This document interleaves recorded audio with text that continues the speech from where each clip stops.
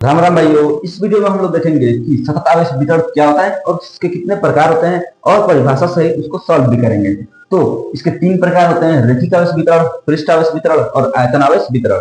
अब इनमें करते क्या है, पहले हम इसका डिफिनेशन देखेंगे। तो हम ये दोनों देख चुके हैं और आज ये देखेंगे, फिर भी इन सबको भी हम लोग समझा देंगे इसी वीडियो में। तो ये क्या है, आयतन आवेश वितरण का हम लोग परिभाषा देखते हैं। इसका परिभाषा होता है कि जब हम लोग आवेश को किसी आयतन पर समान मात्रा में बांटते हैं और तो उसे कहते हैं आयतन आवेश वितरण। ठीक, ये बात है।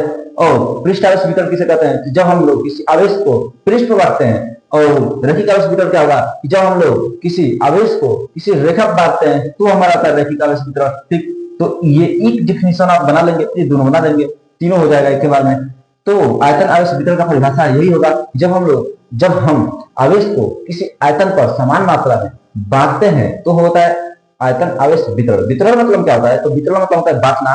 जैसे कंबल वितरण होता है और अनाज वितरण होता है और दवा वितरण। मतलब वितरण मतलब होता है बांटना।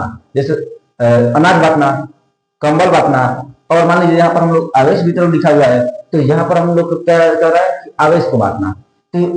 तो आयतन आवेश वितरण का मतलब होगा कि किसी आयतन पर आवेश को समान मात्रा में बांटना। समझ में आया?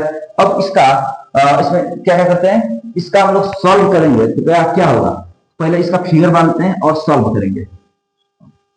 ये फिगर बना रहे हैं, एक आयतन बना रहे हैं। ठीक, तो इस आयतन में क्या क्या होगा, आयतन में हम लोग आवेश को समान मात्रा में बांटेंगे।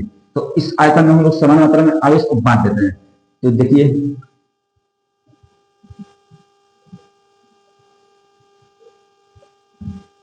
ठीक, तो अब हम लोग इसमें करते क्या है, दो चीज निकालते हैं। इसमें हम लोग निकालेंगे रैखिक आवेश घनत्व, इसमें निकालेंगे पृष्ठ आवेश घनत्व और इसमें निकालेंगे आयतन आवेश घनत्व। मतलब आवेश घनत्व निकालते हैं और पर्याय बल निकालते हैं। इन तीनों में दो दो निकालते हैं। क्या क्या, तो आयतन आवेश घनत्व और इसमें पृष्ठ आवेश घनत्व और एक में रैखिक आवेश घनत्व। आयतन घनत्व आवेश घनत्व निकालते हैं और परिणामी बल निकालते हैं। यही दोनों निकालते हैं। इसमें भी निकालेंगे, इसमें भी वही निकालेंगे और इसमें भी वही निकालेंगे। बस उसका हम जो दिया होगा आयतन और पृष्ठ और रैखिक, मतलब यही सब चेंज होगा और कुछ नहीं।